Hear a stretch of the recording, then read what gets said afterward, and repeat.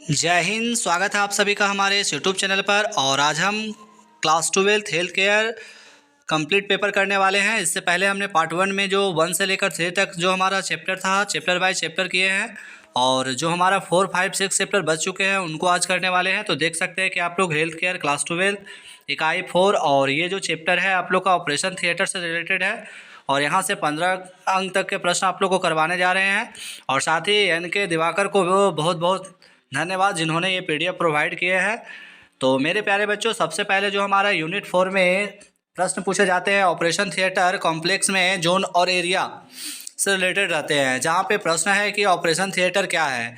तो चलिए बात कर लेते हैं ऑपरेशन थिएटर के बारे में, जिसमें ऑपरेशन थिएटर अस्पताल की एक विशेष सुविधा है जहाँ पर रोगाणु मुक्त, संक्रमण मुक्त वातावरण में प्रशिक्षित विशेषज्ञों द्वारा रोगी का ऑपरेशन किया जाता है। तो एक अच्छा प्रश्न होने वाला है, आप लोग देख सकते हैं।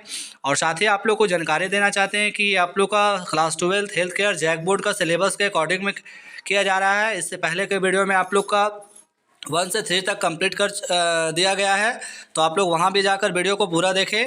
और आज हम इसमें कंप्लीट करने वाले हैं। चलिए दूसरा प्रश्न कहता है कि एसेसिस क्या है। तो एसेसिस क्या है? रोग पैदा करने वाले सूक्ष्म जीवों से मुक्त होने की अवस्था को एसेसिस कहते हैं। तो 2 अंक के प्रश्न में ये प्रश्न पूछे गए थे, आप लोग देख अच्छे से नोट कीजिएगा। अब अगला प्रश्न है मेरे प्यारे बच्चों कि ऑपरेशन थिएटर का उद्देश्य क्या है। तो ऑपरेशन थिएटर का मुख्य उद्देश्य निम्न है, जैसे उच्चतम स्तर पर रोगाणु मुक्त वातावरण बनाए रखना। दूसरा है ऑपरेशन थिएटर में रोगी और वहां काम करने वाले कर्मचारियों की सुरक्षा को बनाए रखना। तीसरा है ज़्यादा से ज़्यादा ऑपरेशन थिएटर का उपयोग करना। और चौथा है सर्जरी करने वाले टीम को आरामदायक स्थिति प्रदान करना। वहीं 5वां पॉइंट है सर्जरी करने वाले टीम को ऐसा वातावरण प्रदान करना जिससे वह अपनी सुविधा अनुसार नियंत्रित कर सके। छठा पॉइंट कहता है कि एक साथ कई सर्जरी करने की सुविधा प्रदान करना। तो ऑपरेशन थिएटर का अहम योगदान होता है ऑपरेशन करने के दौरान में। नेक्स्ट प्रश्न जो हमारा 4 है, इससे पहले आप लोग जितना ज़्यादा हो सके वीडियो को लाइक, सब्सक्राइब, शेयर कर दे। 4 नंबर प्रश्न में है कि एक ऑपरेशन थिएटर कहाँ स्थित होना चाहिए। तो नॉर्मल प्रश्न है, इसको हम छोड़ रहे हैं। इसके लिए समतल जगह होना चाहिए, आप लोग देख सकते हैं, स्क्रीनशॉट भी ले सकते हैं। नेक्स्ट प्रश्न कहता है कि एक ऑपरेशन थिएटर के किन्हीं 4 क्षेत्र जोन को लिखिए।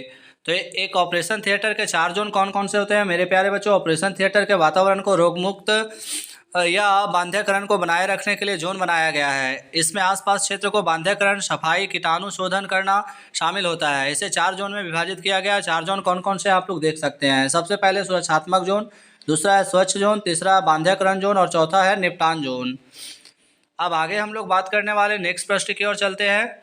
तो सभी के बारे में आप लोग देख सकते हैं, यहाँ पे बताया गया है कि प्रोटेक्टिव जोन, यानी कि इसे आउटर जोन भी कहते हैं। ऑपरेशन थिएटर के बाहर जो changing room, waiting room, reception area आदि इसमें आते हैं। क्लीन जोन भी आप लोग देख सकते हैं। इसके अलावा नेक्स्ट जोन है स्टेरिलाइज जोन, ये भी आप लोग देख सकते हैं। डिस्पोजल जोन देख सकते हैं। तो इस प्रश्न में उतना कुछ ज़्यादा खास नहीं, इसलिए इसे हम छोड़ रहे हैं। अब है एक ऑपरेशन थिएटर यानी OT के 4 उप क्षेत्रों के बारे में लिखिए। तो ये सब उतना ज़्यादा इंपॉर्टेंट नहीं होने वाला है, इसलिए हम इस प्रश्न को नेक्स्ट करते जा रहे हैं। आगे हमारा प्रश्न कहता है कि ऑपरेशन थिएटर में उपलब्ध भौतिक सुविधाएं को लिखिए। तो हाँ देखिए, भौतिक सुविधाएं में क्या आएगा? रिसेप्शन और कार्यालय, स्थानांतरण क्षेत्र, प्रवेश क्षेत्र, waiting room, pre operating room आते हैं। इसके अलावा चेंजिंग रूम होते हैं, नोटिस बोर्ड होता है, एनेस्थेसिया ऑपरेशन रूम होते हैं। अब नेक्स्ट प्रश्न की ओर चलते हैं मेरे प्यारे बच्चों। आगे जो हमारा प्रश्न होगा वो भी इंपॉर्टेंट होगा। ये अभी 4 नंबर चैप्टर है। वीडियो को जितना ज़्यादा हो सके लाइक, सब्सक्राइब, शेयर करना ना भूलें। और साथ ही जितने भी हमारे क्लास 12 के बच्चे हैं वीडियो को पूरा अंत तक देख कर जाएँ।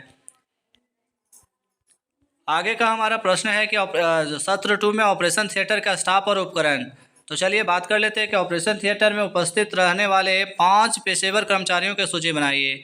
तो ऑपरेशन थिएटर में कौन कौन होते हैं मेरे प्यारे बच्चों? सबसे पहले सर्जन यानी कि शल्य चिकित्सक, सहायक शल्य चिकित्सक, मेडिकल विद्यार्थी, थिएटर सिस्टर और head nurse, staff nurse, operation theatre तकनीशियन और रोगी देखभाल सहायक। तो ये सारे होते हैं। नेक्स्ट प्रश्न की ओर चलते हैं, जहाँ पे कह रहा है ऑपरेशन थिएटर में उपयोग होने वाले किन्हीं 10 उपकरण की सूची बनाइए। तो 10 काफ़ी OT टेबल होता है पहला, दूसरा होता है एनेस्थेसिया मशीन, तीसरा वेंटिलेटर मशीन, चौथा है मल्टी पैरामीटर मॉनिटर और 5वां होता है ब्लेंटर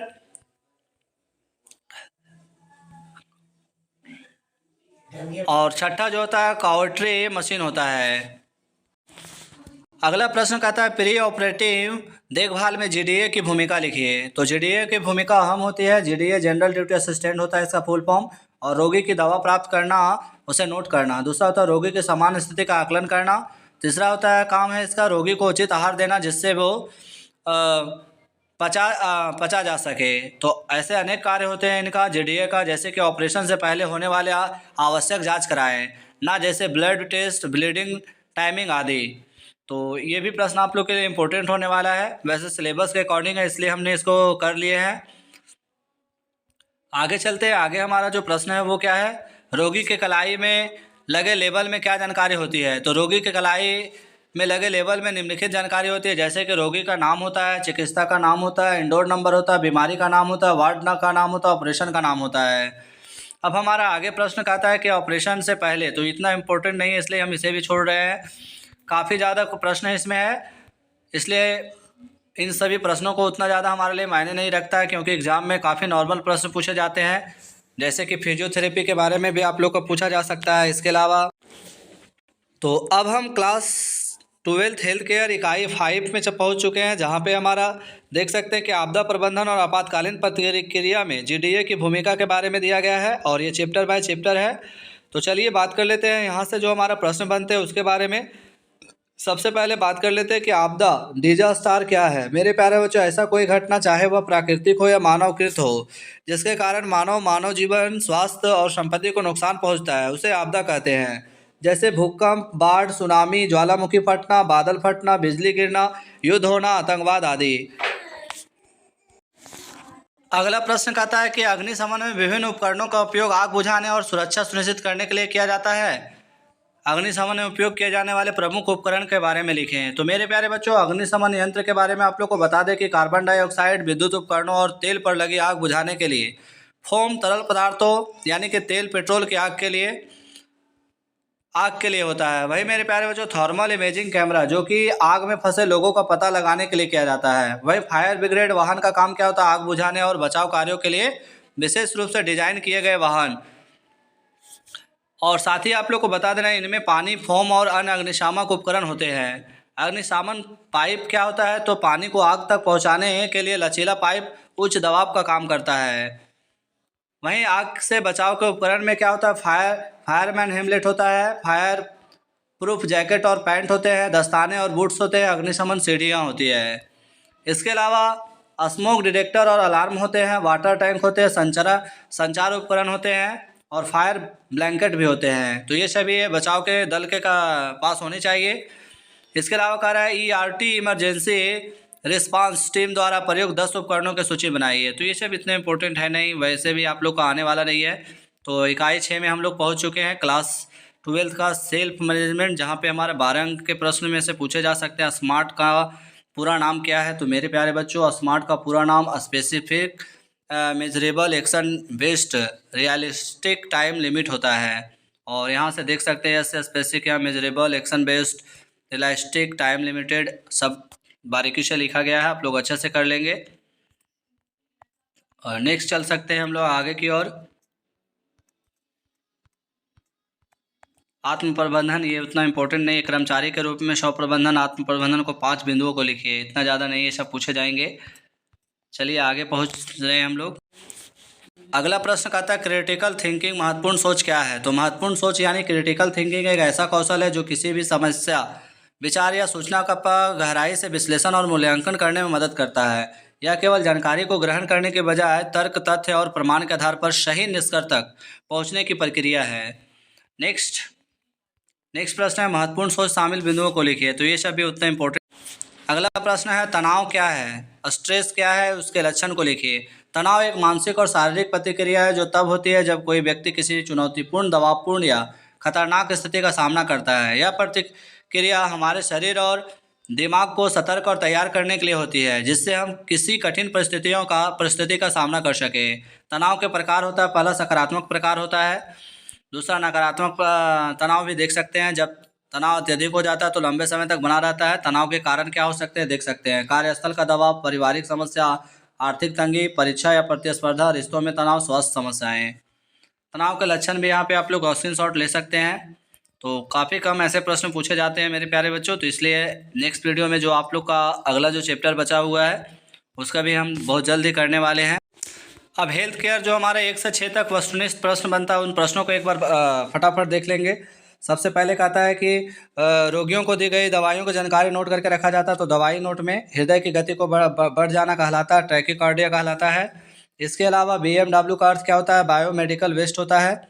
नेक्स्ट प्रश्न है कि पूर्व ऑपरेटिंग तैयारी में शामिल है तो क्या? रोगी का हीमोग्लोबिन, रोगी का सामान्य स्थिति, रोगी का महत्वपूर्ण संकेत, यानी उपरोक्त में से सभी।